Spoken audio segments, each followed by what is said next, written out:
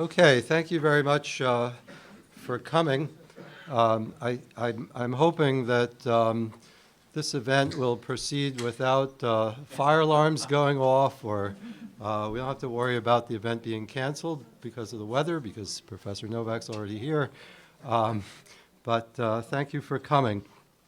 Let me tell you a little bit about our speaker today. David Novak holds the J. Richard and Dorothy Schiff Chair of Jewish Studies as Professor of the Study of Religion and Professor of Philosophy at the University of Toronto, where he has taught since 1997. He's a member of University College, the Center for Ethics of the Joint Program for Bioethics at Toronto, and from 1997 to 2002, he was director of the Jewish Studies program there. He received in 2006 the Dean's Award for Excellence. Before that, he was the Edgar Bronfman Professor of Modern Judaic Studies at the University of Virginia. And before that, he taught at several other universities and colleges, including JTS. From 1966 to 1969, he was Jewish chaplain at St. Elizabeth's Hospital, the National Institute of Mental Health in Washington, D.C. That was after his ordination from this institution.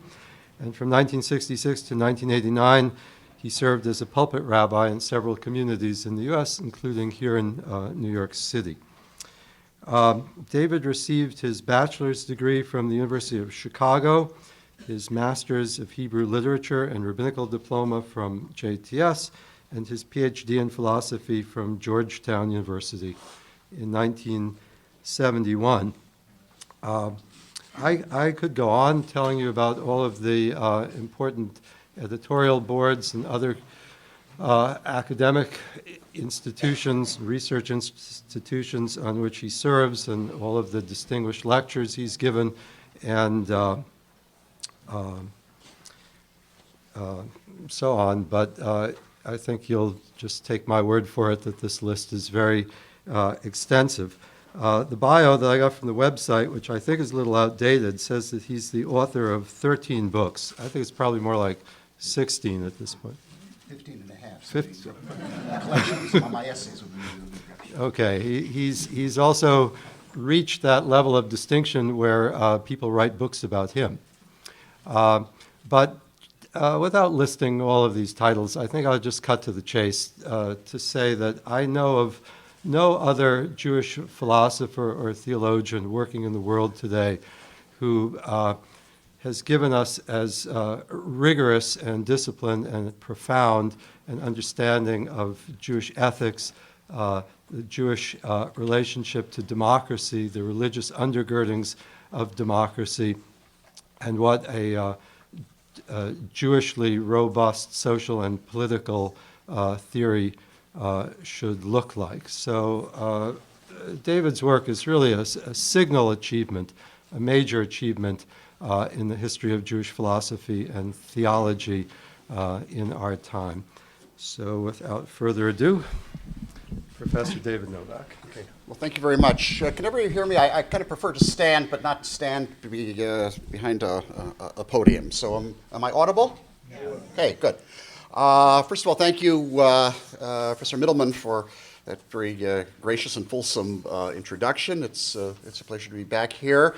And at the risk of offending anybody, I would like to particularly acknowledge the presence of Professor Joel Roth, my classmate here at the seminary, and a number of other familiar faces that I see. The title of this talk is Jewish Theology and Zionism, or Zionism and Jewish Theology. I forget the exact ordering there.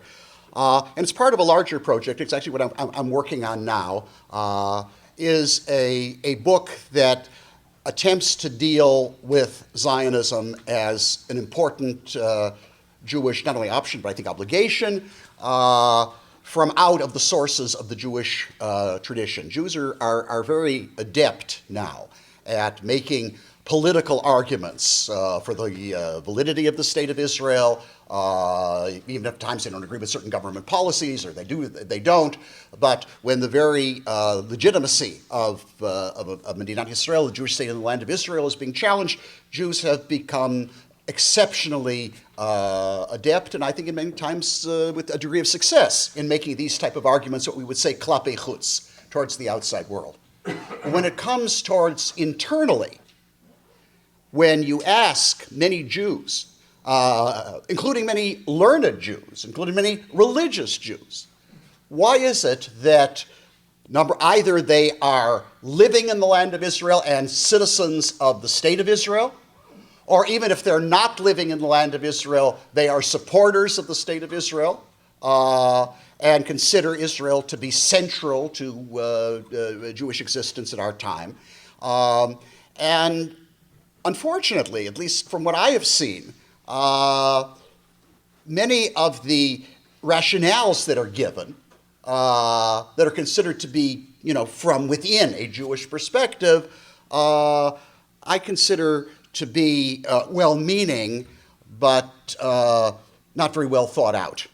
So, in that sense, this is why I'm involved in this type of a project. And let me give you a focus of discussion, something that happened to me a little less than 3 weeks ago.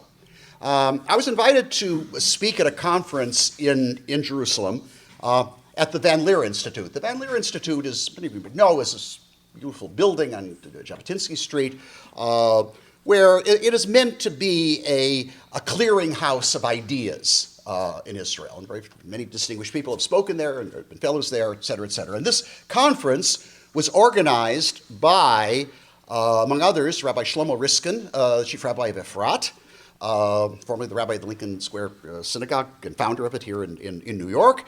The Tikvah Fund was also involved with it. And we actually had 2 legs of this conference. The first leg of this conference was in November at Yale, which turned out to be a conference based upon the question of conversion and proselytizing. The question of conversion to Judaism, and the question of proselytizing, and of course, it's not just a question of Christian proselytizing of Jews, which all the Christian participants indicate they no longer do, but also there has been, believe it or not, certain, I would consider proselytizing efforts of Jews among Christians, specifically among Christian Zionists. And I think that is a whole different phenomenon. That's what I kind of addressed myself to at Yale, and was going to make similar points in the conference in Israel. But of course, at Yale, it became a very kind of academic discussion, whereas in Israel, this is inyana d'yoma. This is a very hot topic. If you well know, 300,000 people supposedly who were converted or to be converted by a certain rabbi, and the Rabbanut, the chief rabbinate, declared that all these conversions are invalid, so therefore these people who thought they were Jewish on Tuesday, on next Monday, hear that the chief rabbinate says they're not Jewish, and this has tremendous implications. And this is not the first time. I can tell you that there are 3 different occasions in the history of the state of Israel where the government nearly fell over the question of mihu Yehudi, who is a Jew, which turned out to really be who is a convert. So therefore, this, like everything in Israel, becomes more intense, but this was very intense indeed. Now, the highlight of this conference, I don't think was my presentation or somebody else's presentation, although I got a very nice hearing, where I basically pointed out that I think that Jews should be much more open to the acceptance of converts, but clearly not engage in even implicit proselytizing, let alone explicit proselytizing. The heart of the conference, however, was an extraordinary debate.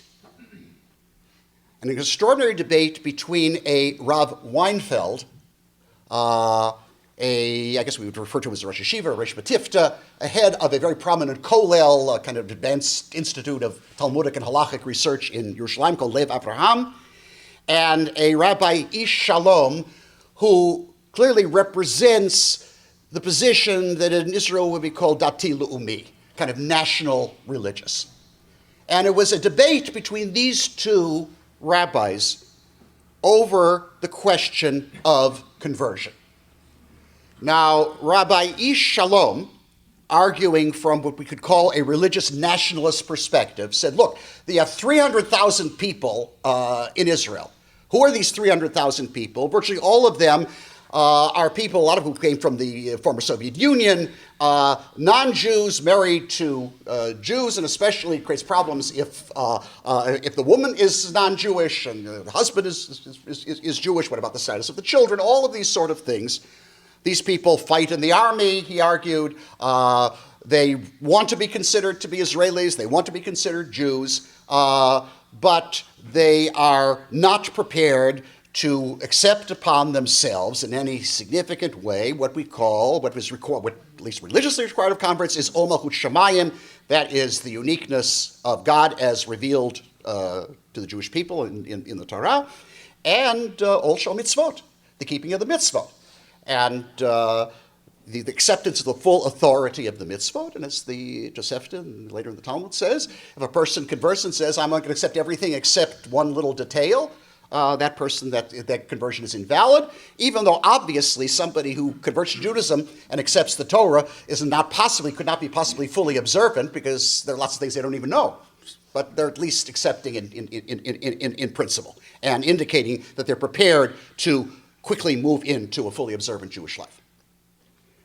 So Rabbi Ish Shalom said that we can't have a situation here where 300,000 people consider themselves Jews, but they're really not considered themselves by the religious establishment, as Jews by the religious establishment. And therefore, for the sake of national unity, for the sake of national identity, notice all of the terms national over and over again. He was speaking in English, but he could have used the term lu'mi or lu'miyut or whatever. This is what has to be done. Rabbi Weinfeld indicated, he said, since when do we bend the Torah for the sake of national interest? The Torah is given as absolute divine truth. The Torah is given commandments. The Torah provides, provides for conversion, but there are clearly rules and regulations. And he said it's not true that we in the Haredi community do not accept converts. We do accept converts, and we don't expect them to be immediately 100% observant the day after they convert, but we expect them to be well into the process. So the notion that we don't accept Gerim is not true. He also argued, which warmed the heart of the secularist members of the audience, he said, he's in favor of a separation of religion and state in Israel. He's in favor of, well, don't gasp, because the Haredi community doesn't recognize the authority of the chief rabbinate anyway. And he made an argument which sounded extraordinary from a Haredi rabbi. He said, how can we possibly force religion on people and give them categories and identities which clearly are contrary? He says, we are not going to bend the Torah for the sake of national unity. And that was his position. And both sides stated it in a very civil fashion. There was no name calling or usual kind of antics that we see at too many Jewish gatherings. This was the case. Now, here's where I kind of come in, because the other speakers in this conference were to be the commentators on other people's talks, and then before it was thrown open to the audience. So at that point, and actually thinking of it dawned on me as I'm sitting there, wait a minute, I'm going to be speaking in a few weeks at JTS about this topic, so this is a good way for me to kind of start gathering my thoughts together. And made the following point. I said one can look at this debate between Rabbi Weinfeld and Rabbi Ish Shalom as a political debate. And the political debate is a debate as follows. One could say, and it has been said, that Rabbi Ish Shalom is in favor of the conversion of lots of these people, because these people are very likely to, as it were, move into the community in a broad sense, of which he is a key figure. It's also very clear that the Haredi community is not interested in these people being part of their community, unless they're prepared to do a radical change of their self-image. So one could look at it at the political level. And unfortunately, in too much Jewish discourse, whether in Israel or outside of Israel, people kind of leave it at that level. However, one could ratchet it up to a halachic debate. And the halachic debate is really, and there are sources on both sides, of whether Kabbalat Ol Shel Mitzvot, whether what seems to be the sincere acceptance of the authority of the commandments of the Torah and one's willingness to as soon as possible, start living up to as many of them as one knows, whether this is what we would call something that is a sine qua non. In other words, that if you don't do this, then it's what we would call an ikuv, invalidates the conversion, or whether this is something which is what we call mitzvah min hamuvchar, which is something which is preferable, which ought to be done, but if it hasn't been done, the conversion is still valid. And there's actually a very important source in the Rambam, which in Ilchot Isurei Biur, where he talks about conversion, where he kind of seems to make that point. So one could look upon this as a halachic dispute. However, and this is something that is very close to my way of thinking about these things, I am convinced that any major halachic dispute is really a theological dispute. And that one has to see it as not just a question of whether this should be done or that should be done, but rather what is the difference in principle. And inevitably, when you get to the level of principle, you are getting to the level of theology. What is the difference in theological principle between the Haredi position of Rabbi Weinfeld, which I would say is the Haredi, I mean, they're different positions, but at least a Haredi position, and the position of Rabbi Ish Shalom? And I would say that it is at this point. Let's raise the question. Did God, theology is about God, by the way, did God choose the Jewish people for the sake of the Torah? Or did God give the Torah for the sake of the Jewish people? Let me repeat that. Did God choose the Jewish people for the sake of the Torah? Or did God give the Torah for the sake of the Jewish people? Now, if we're to look at it that way, very clearly it seemed to me, and I got a very nod and a big smile from Rabbi Weinfeld at that point, that very clearly that is his position. God chose the Jewish people for the sake of the Torah, and therefore, if it's a question of the national interest of the Jewish people at odds with what is considered to be the position of the Torah, then clearly the position of the Torah trumps the national interest of the Jewish people. On the other hand, if the Torah is given for the sake of the Jewish people, then very clearly Jewish national interest at times can trump or at least radically change a norm that is given in the Torah.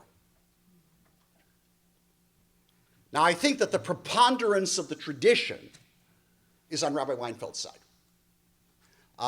There are cases where clearly, especially in areas of civil law, Dine Mamonot, or Torah Chasal, Mamon Mishal Yisrael, okay, there are times when things are bent for the economic interests of the Jewish people. But when it comes to things that are considered to be much more Bein Adam Lamakom, the relationship between not just individual humans, but the Jewish people and God, it seems that that is the case. The best example of that would be is that a Jew is required, according to poskim, beginning with the Ritva, and the Radbaz brings it down, if you were required to convert to Islam or die, is it Yehareg al Yavor, or is it Yavor al Yehareg?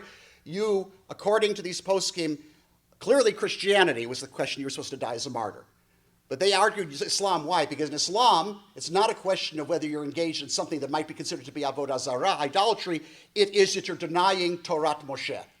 You're denying Torat Moshe by saying the Shahada that Muhammad is the final prophet.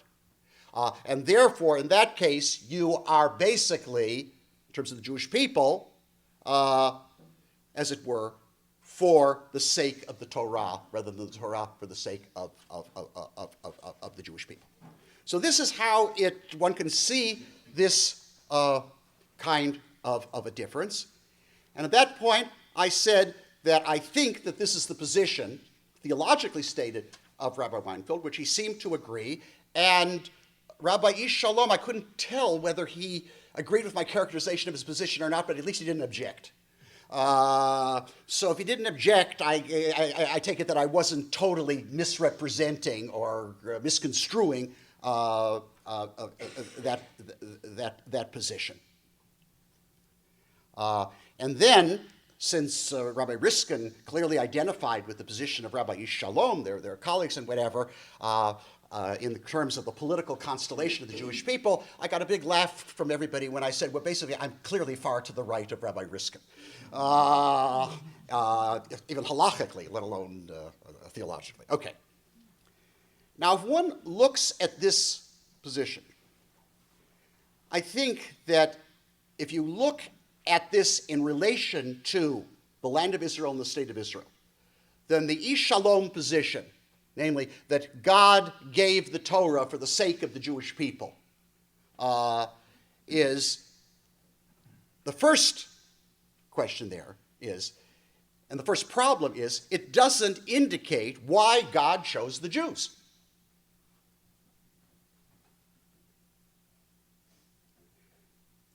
Secondly, the question there is that if God gave the Torah for the sake of the Jewish people, and then God, not so much as gave, but commanded the Jewish people to take the land of Israel and settle it,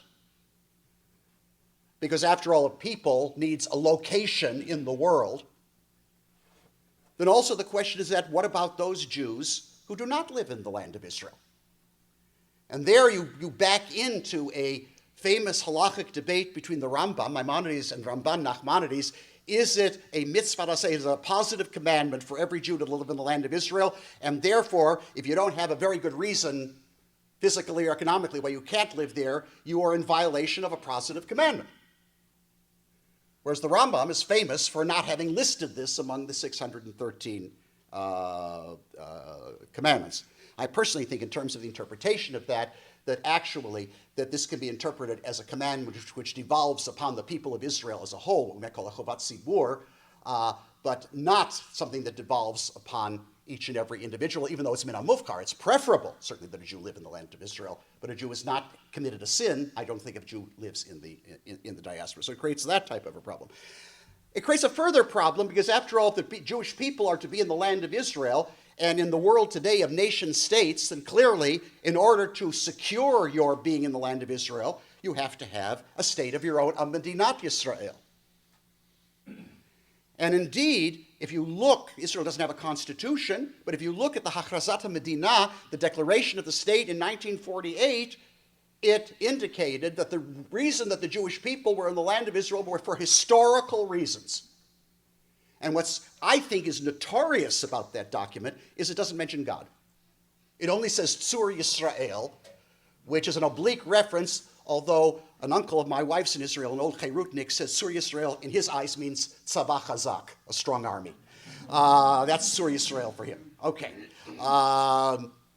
So in that way, you have a Jewish state which is justified in terms of Jewish national interest in the land of Israel, but by criteria which become further and further removed from the Torah.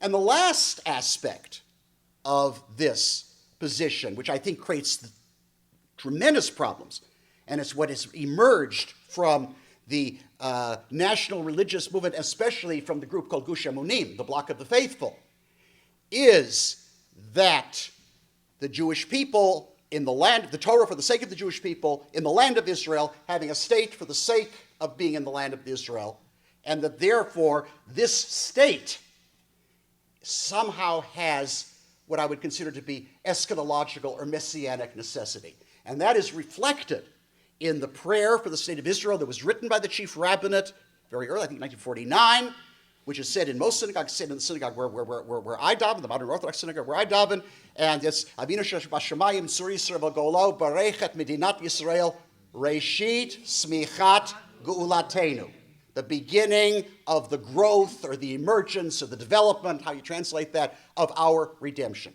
I want to tell you that when we say that prayer, which I say I stand up with the rest of the congregation and say it, unless I am the Shaliach Tzibur, I do not say Reshit Smichat Geulatenu. I consider this to be pseudo-messianism. And that does not in any way weaken my Zionism, weaken my allegiance to the state of Israel, and even my recognition that a Jew living in the state of Israel is ipso facto leading a better Jewish life than I'm leading in the Gola.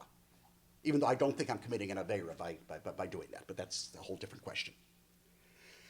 It leads to a type of pseudo-messianism that leads to what the rabbis warned against about dochkei kates, of people forcing the end, and I think it has led to all kinds of problems. I think that it has also led to problems of, after all, if the Torah is given for the sake of the Jewish people, and then the Jewish people are chosen by God because somehow there's something different about them ontologically, somehow in the order of being Jews are different, not different because they've been chosen by God in a relationship, but they're different because of some kind of inherent property.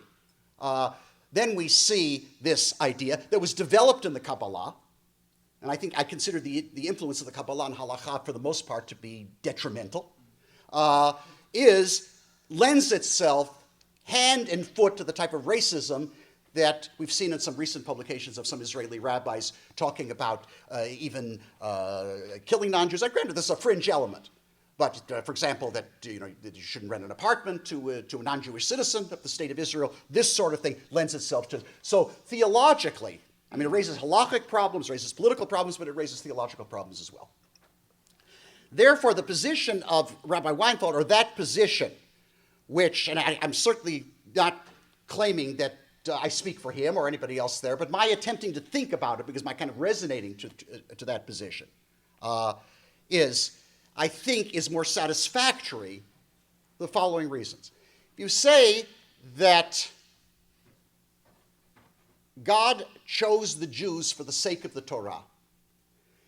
Then you have basically bought into an aspect of Jewish theology, most clearly stated at the beginning of the Midrash Bereshit Rabbah, where it says that God created the Torah as the blueprint by which he was to govern the entire universe. And despite some of my negative views about Kabbalah, I like the Kabbalistic idea of Torah Klula, that there is a Torah by which God governs the entire universe, of which only a part of it, the part that human beings can bear, is what was given at Sinai. So that therefore, there is a Torah which God now wants to have a locus on earth, and whereas the rest of creation simply follows this law automatically, like the angels are in rabbinic theology, human beings have a choice, and human beings are political beings by nature, are part of peoples and whatever, and therefore the Torah needs a location with the people in the world, and a people in the world need a land at least to be the locus of their activities, but a land which does not totally enclose the Jewish people. So in that way, then, and of course, in order to have this type of land for the Jewish people, then it means a Jewish state. But by not investing the Jewish people with any kind of ontological uniqueness, the uniqueness is all in relation to divine election, and not giving the land of Israel any unique properties, which are needless to say, falsifiable by any type of criterion, then one has this centrality without either saying that God is interested in the Jews and therefore not interested in the rest of humankind, or saying that God is interested in the land of Israel, only Jews in the land of Israel, but everybody outside of the land of Israel, and you have notions now with a religious justification of what Shlilat HaGolah, that the diaspora has no right to exist, that it's a mirage, falsehood, and whatever. And therefore, in that sense, then, but what it also does is that it stops at Medinat Yisrael leading automatically in some sort of way to Geulat Yisrael, to the redemption of the Jewish people, which makes no sense, the full redemption of the Jewish people, unless it has a cosmic type of element. I mean, God is going to send the Messiah and restore the Jewish people, and the rest of the world are just going to be spectators or not notice. Very clearly, it has to have that kind of cosmic significance. But at that point, and this is where you really see, I think, the dangers of the other type of theology that I'm saying I have these considerable problems with, is because it gives a sense of messianic urgency that, number one, places, I think, far too much emphasis on human beings' ability to, in effect, or to effect their own salvation, to effect their own geulah, their own redemption.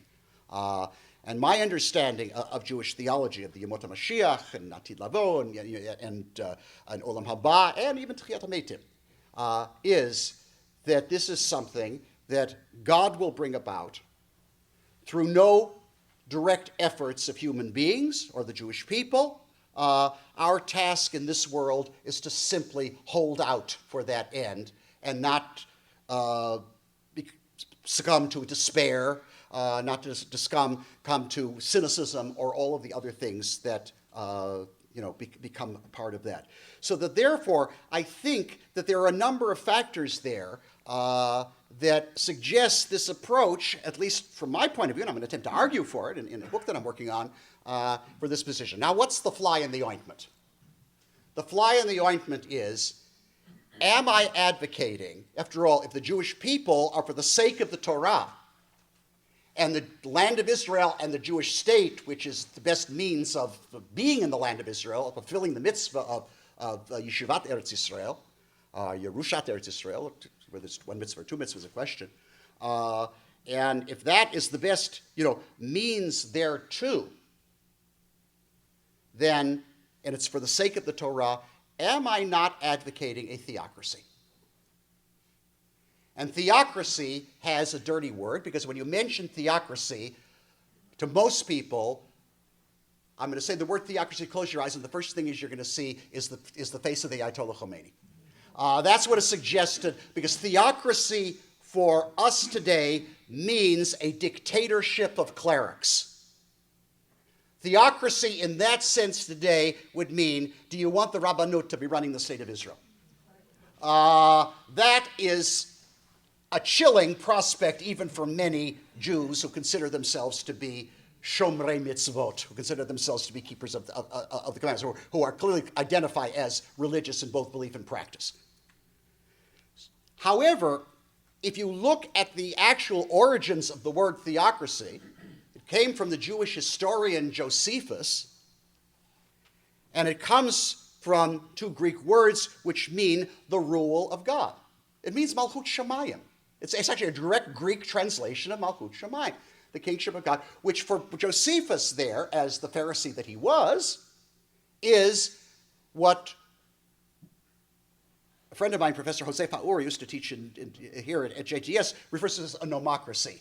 That is a state that is governed by a divinely revealed law.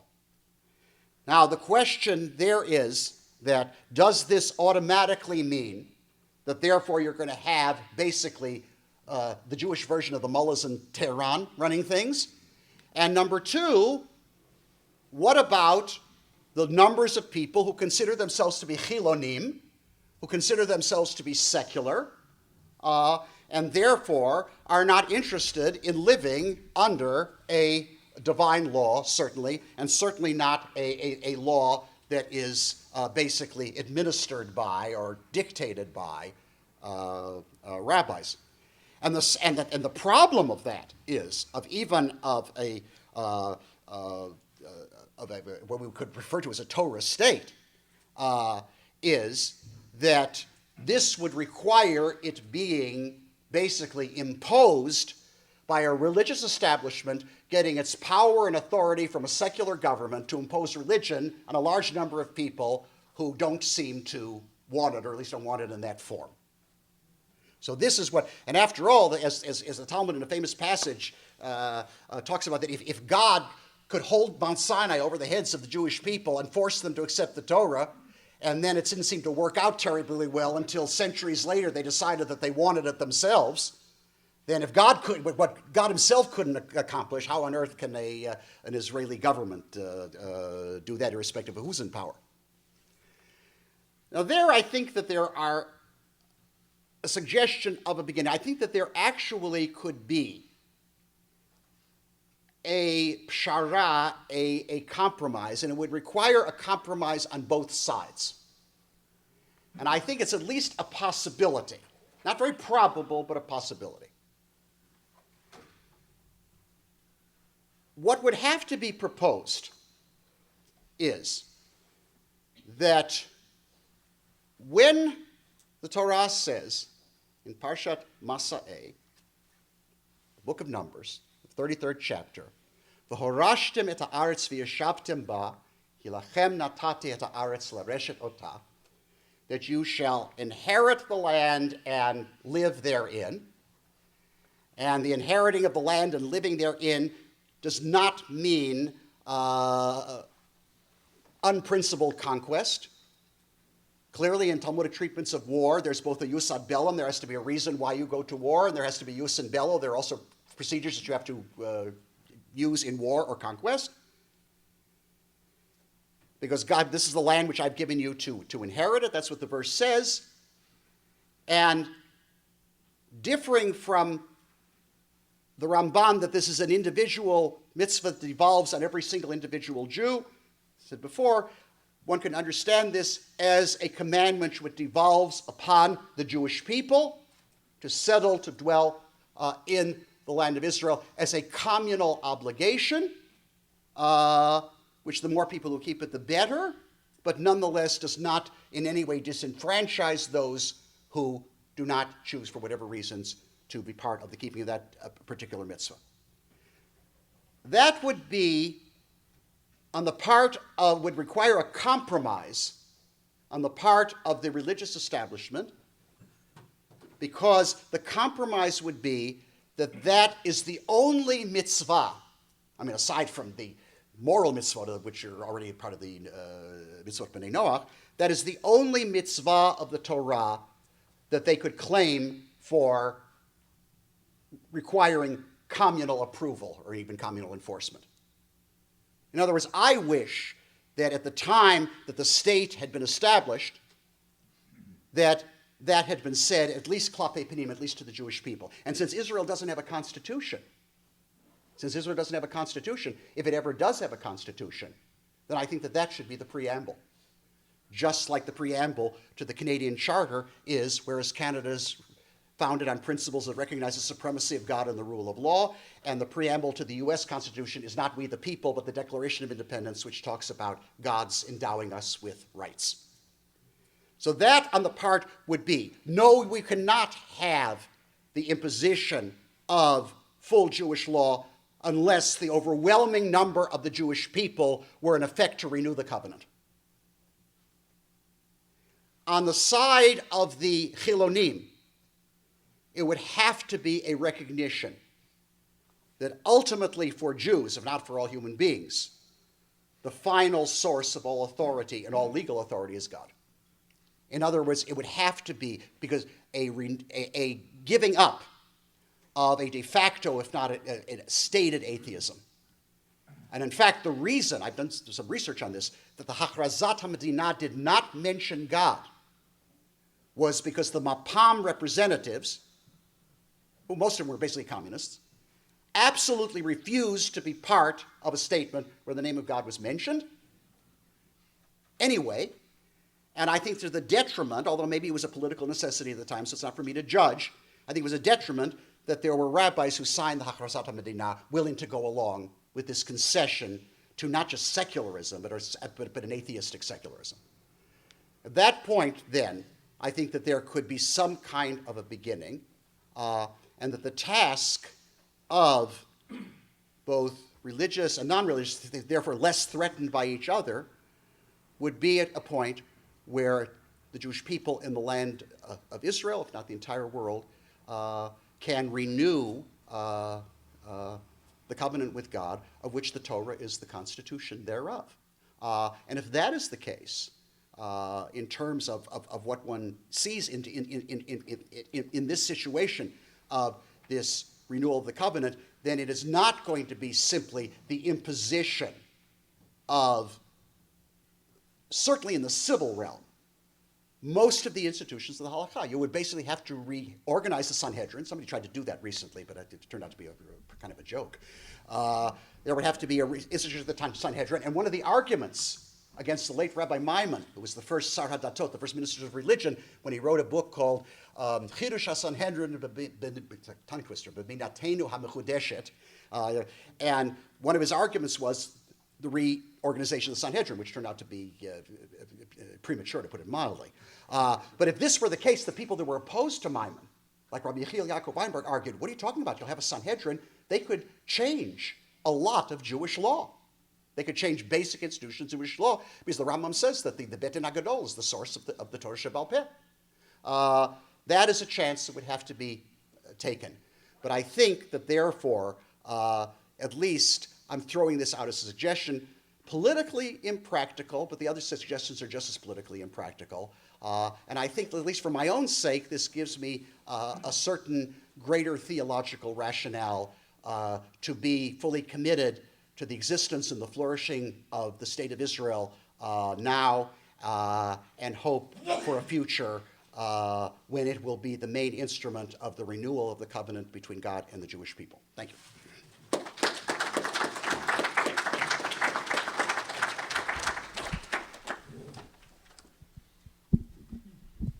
Okay. We have some time for questions. In the back, Matt. It seems that God, which came first, is it God for the Jewish people, or the Jewish people for the Torah for the Jewish people? Yeah. Seems to be also sort of a chronological question of which came first. And since we're not at Van Leer, but we're at the seminary and we have a historical critical outlook, it seems in a way that, I mean, the Jewish people were here before the Torah was here, and they wrote and created the Torah. We can talk about the extent to which there was divine inspiration. But so, are you able to organize what you're saying around that way of looking at things, the conservative way of looking at things? Well, let's not label it. I don't think that's helpful. But I would tell you that as far as this is the case, I mean, however, the transmission of documents or whatever, but clearly Torah min Hashemayim is a cardinal Jewish dogma, that the Torah is revealed. And this former faculty member here, Professor David Weiss Halivni, Yibad Chaim, has argued in his works that very clearly there are textual variants or whatever. This we can understand, and we can understand an editing of the text. But the Jewish people have always read the Torah, not making a historical statement, but it's an ontological or metaphysical statement.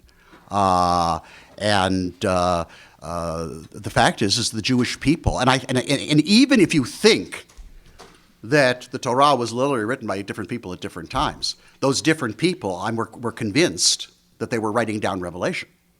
So therefore, you have not escaped the question of revelation at all by any kind of historical critical method. And I'm certainly not in favor of attempting to prove historically, which can't be proven, it can't be disproved either. If you're going to carry that to its logical conclusion, you're going to say, well, the Torah was not revealed. Well, how do you know it wasn't revealed? Were you there? And I can't prove that it was. But what I'm indicating is, without making any kind of factual historical statements, I am dealing with the Jewish tradition in a normative sense. And the normative sense is that Torah min hashamayim is the most basic Jewish dogma. So in that sense, this would be the case. Plus the fact that if one talks about a primordial Torah is clearly something which precedes history. And that certainly has tremendous force in terms of the Jewish tradition, not only in rabbinic tradition, and not only Kabbalistic developments of it, even non-Kabbalistic developments of it. So, and basically, let's get to the heart of the question. I mean, if the Torah is nothing but a human invention, then where is its authority? Why am I bound by what a group of human beings, thought should be the case? Why am I bound by a bunch of people in the past? That's the problem in American constitutional interpretation. Why should I be bound by the original intent of the framers of the Constitution? Well, they were human beings, but Judaism says that the Torah was given by God, granted, mediated by human beings. So you can have all the textual variants and whatever, and that Ezra edited the text because there were a variety of texts out there. All of that, one can accept. But I think that is clearly a working assumption, and I think that the task of those who don't accept that assumption at all is how they can formulate a coherent Jewish theology. I'm going to try to work my way up from the back, side by side. So the gentleman in the last row. Thank you. In the chain of your argument, you came to the point where you saw the state as a necessary means for preserving a locus where people can obey or fulfill the Torah. But from a Zionist perspective, that raises two major questions. First of all, throughout Jewish history, there was a Jewish Kehillah that somehow was able to preserve the Torah amongst at least some people without any notions of sovereignty in the contemporary sense. And secondly, and more importantly, and this goes to the Haredi position, why should the state be in Israel? The Haredi community does not accept any secular state, the authority of any secular state in Israel, except that it be run by non-Jews. Well, that becomes I'm not here again. I'm not a spokesman for the Haredi point of view. I will simply tell you that my position, if it's close to anybody, is close to the position of Yeshayahu Leibovitz, Zichrono Livracha, and that is, I am suspicious on both philosophical and theological grounds of a mystification or sanctification of any human state, even a Jewish state. And that is what I see in the position that you read the writings of Tzvi Yehuda Kook, and you'll see where there's this mystification of a Jewish state. Now, why should there be a Jewish state in the land of Israel? Because the Jewish people have been commanded by God to live in the land of Israel as much as possible, and to have the locus of their authority there. And therefore, a secular state is better than no state. And I think that before one were to move from what we consider to be a secular state to a theocracy in the original sense of the term, this would require, first of all, a careful thinking out of what this means, that this is not anti-democratic, although I think that democracy has to clearly not be eliminated, but certainly reinterpreted along Jewish lines. Jews can just simply say we're in favor. It's one of the lines that's given by a very good friend of mine who's a distinguished Israeli political theorist, Professor Dan Avnon at the Hebrew University. Judaism is both a Jewish and a democratic state. Unless we carefully define what we mean by Jewish state and democratic state, that's almost oxymoronic. Now here again, I'm not advocating the Kahana position. Therefore, democracy goes out the window, and we'll adopt something which, in effect, is like fascism. But in that sense, it requires that type of thing. Now, why in the land of Israel? Because the land of Israel is the one land that the Jewish people were obligated by God to live in and to settle, and anywhere else. However, I will tell you that there were conflicts. It's reported in the Talmud at the end of Masechet Ketubot, where you have a question that if the center of Torah learning is somewhere else, does that trump living in the land of Israel? that is an interesting question. Now, fortunately, today we don't have that problem because there's certainly a great deal of Torah learning that's going on in the land of Israel. So nobody has to leave the land of Israel because they're not finding sufficient Torah there. But I mean, that indicates that the Torah, the interest of the Torah, is something which trumps national interest and certainly trumps a kind of nationalism, territorial nationalism, but in no way eliminates it. I think that it actually gives a more sufficient foundation for it. And that is, despite the fact that I had big differences with Leibovitz's theology, which I found somewhat simplistic, when it came to his politics and his religious view of politics, I found myself in a great deal of agreement with Leibovitz. And therefore I will, to a certain extent, not identify, but express strong sympathy for and employment of a number of his categories. Gentleman on the end here, Steve. So there are all kinds of arguments. Could you stand up? Maybe people could hear your question, and then, yeah, it makes everybody's life easier. Yeah. There's all kinds of questions of both sides. What preceded what, the Torah or Israel. Yeah. But I never heard any argument that actually bundles them together. Maybe they came together. Why does it have to be necessarily one or the other? You mean the Torah and the Jewish people? Yeah. Vaydaber Hashem el Moshe lemor, daber el bnei Israel v'amarta alehem. It seems to be that the Torah, which is meant for human beings on earth, is addressed to the Jewish people.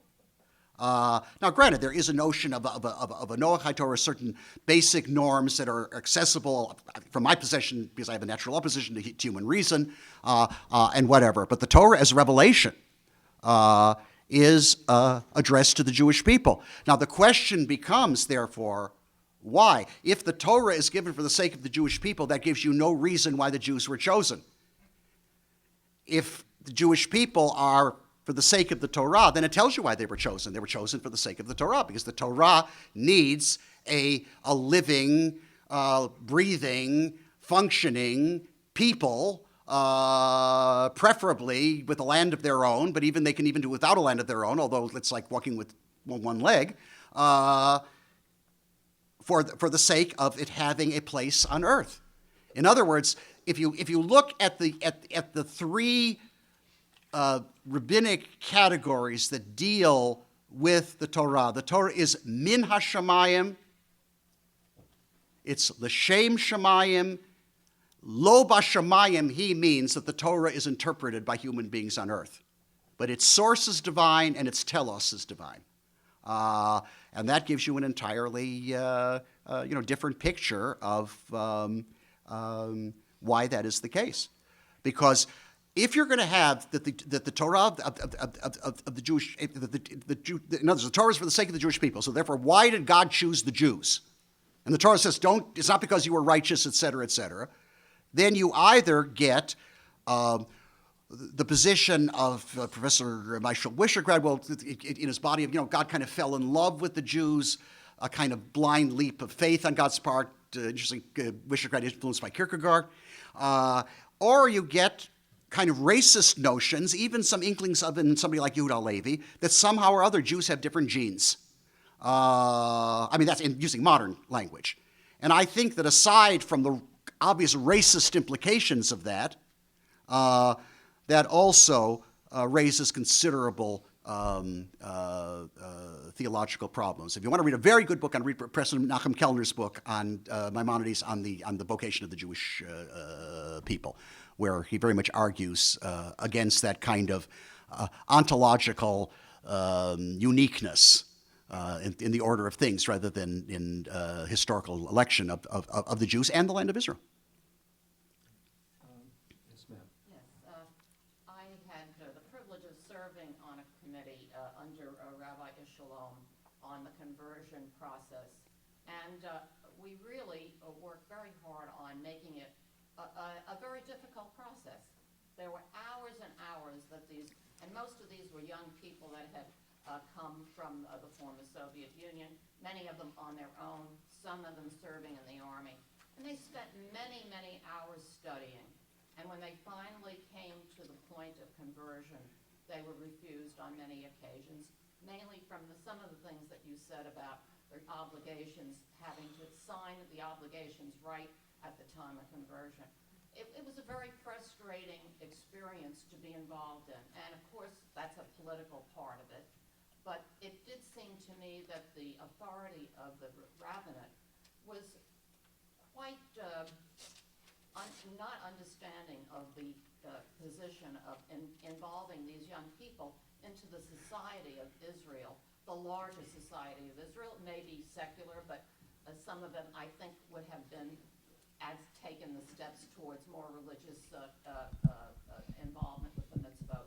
So I did want to just say that those of us that worked on it found it, especially those that were not living in Israel, had come from the other, from the Jewish Agency, the WZO, found it very difficult to understand why we could go through that whole process and then at the end not have some realization. Yeah, I don't want to go through a number of details there, and I'm not arguing for the rejection of these people. Those are, a number of very significant halakhic issues, which naturally have obviously theological implications. I'm simply indicating there, however, just from what you have said, this notion is that it's in the national interest, and that's the question whether the national interest is something that can lead to significant. From a possession, I'm just arguing the principle in terms of these types of halakhic changes. What I also suggested, and I was getting my 2-minute notice, which is understandable.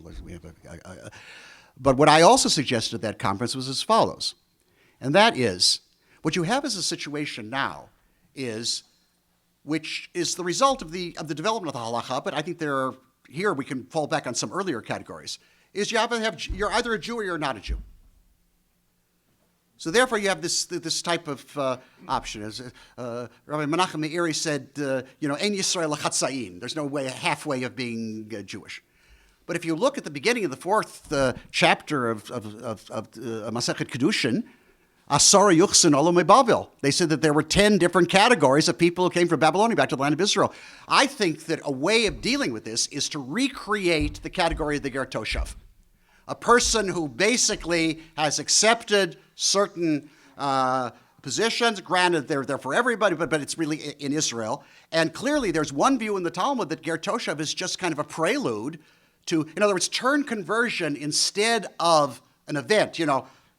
Now you're a Jew. One can show that in earlier stages of the development of halakha, conversion was much more of a talich. It was much more of a process. And there were steps involved. And I think that some creative theological halachic thinking could not create new categories, just fall back on what's already there and revive it. And I think that this could help this kind of either-or situation that we have now. So that was something I also threw out there, and so I'm glad you raised the question that I could kind of throw in that point as well today. Sir, yes. The covenant that you've been speaking about is, of course, Mount Sinai, where the Jews say Nasa v'nishma, and Hashem says, "I'll be a God to you." Yeah. There's also the covenant Brit Milah with Abraham, Yeah. where they're told that his progeny, his genetic progeny, will ultimately inherit the land.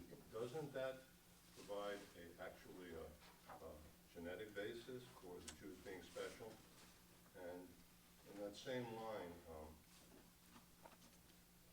I think it's always, my understanding is that prophetic covenants are not necessarily unconditional. They require that the people who are being made those promises by God will act in a certain way. They will not be immoral, for example, otherwise you can have the galut. But was the original covenant that was made with Abraham about his descendants conditional upon the Jews accepting the Torah, Nasa v'nishma? Let's say, for the sake of argument, they had chosen not to accept the Torah, but not to behave immoral, like by obeying the Noahide laws. would the covenant that God makes with Abraham then have been invalidated?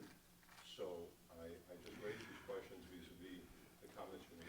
Well, I think that one can show, I mean, to make a long theological argument, that the covenant is unconditional on both sides.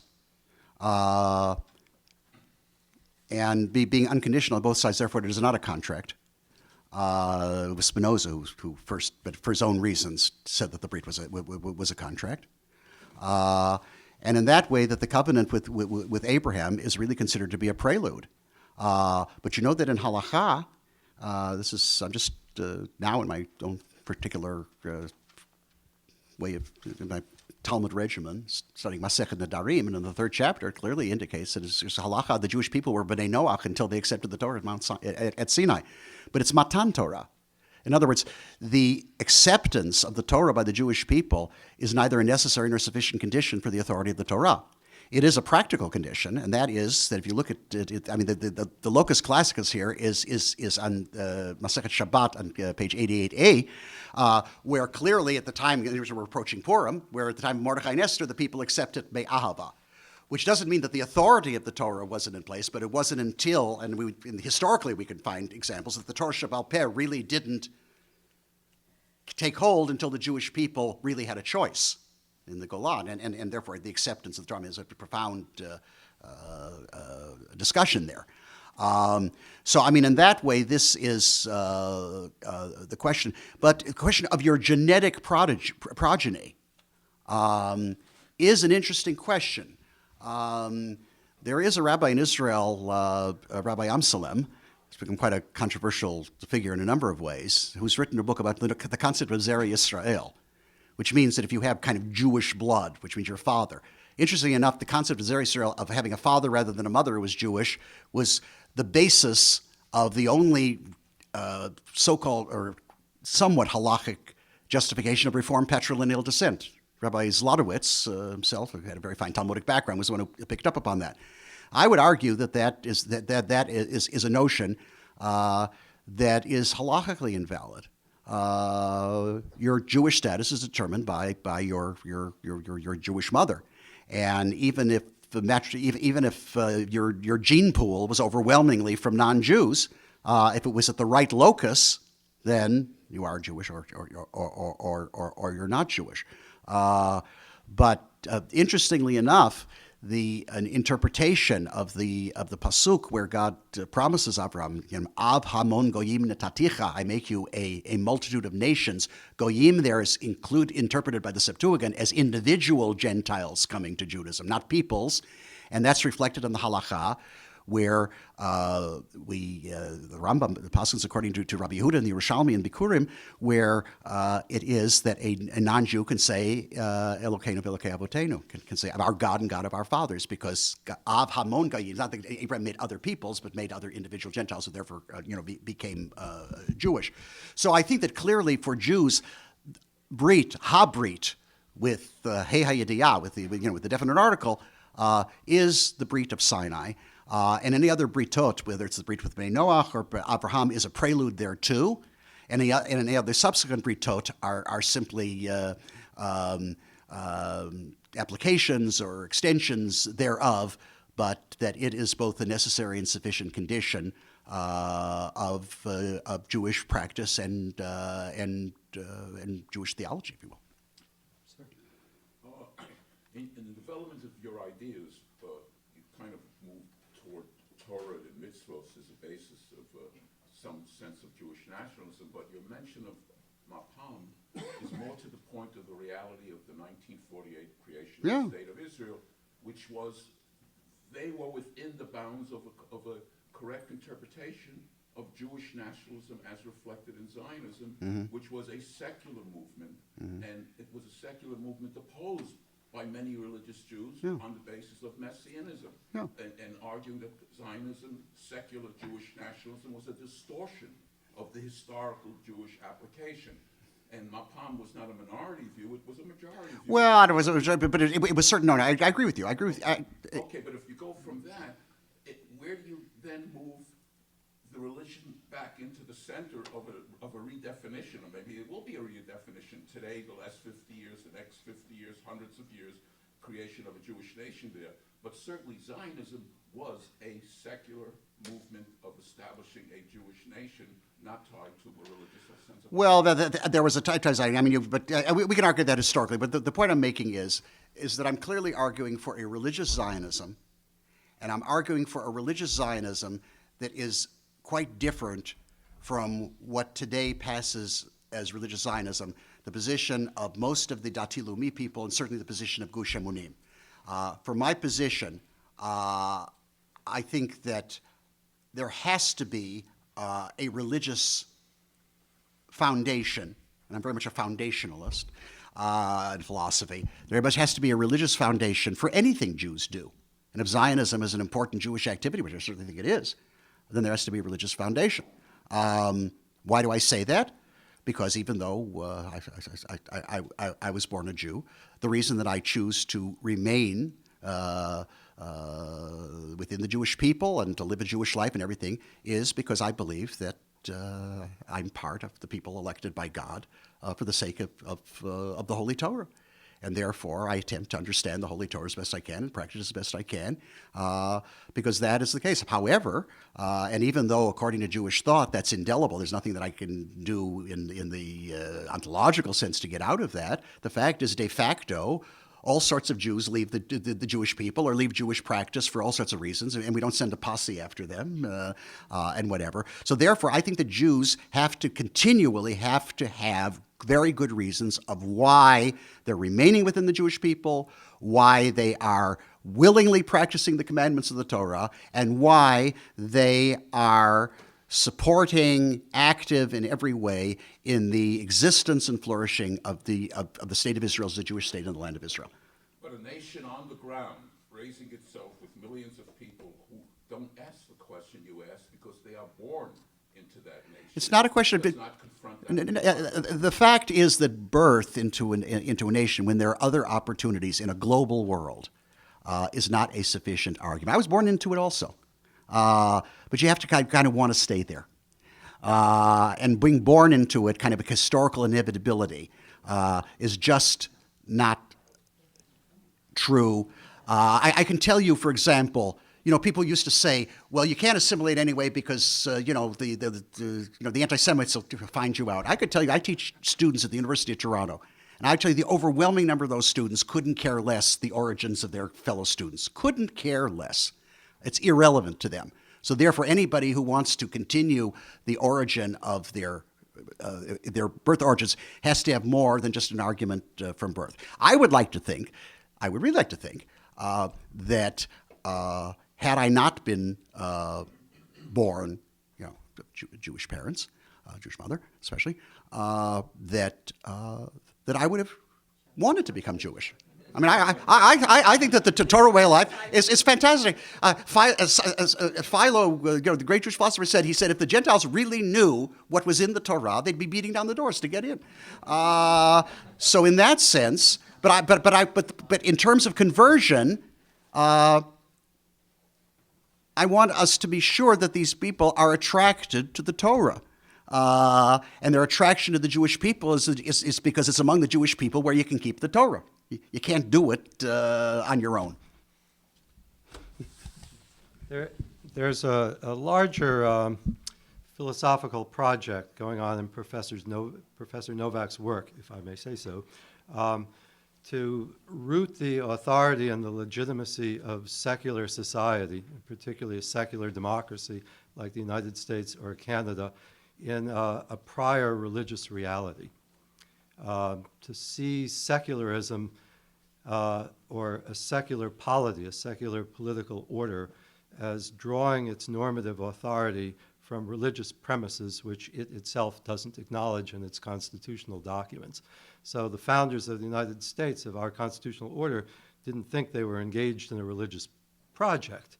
I mean, that's a matter of history, but the theoretical project of a political theologian trying to understand why this order that we're in, the United States of America, should have authority over us, brings us to the highest metaphysical questions. I think that's what he's doing basically with the State of Israel. If you want to pursue this, I would recommend his book, The Jewish Social Contract. Is that fair? Yeah. Okay, that's fair. Okay, oh, well, we're out of time. If you want to come up and ask a few questions after, but we'll call it to an end. Thank you very much for coming. I want to let you know. I want to let you know that the next and final event will be 3 weeks from today, March 31st, with Rabbi Yitz Greenberg.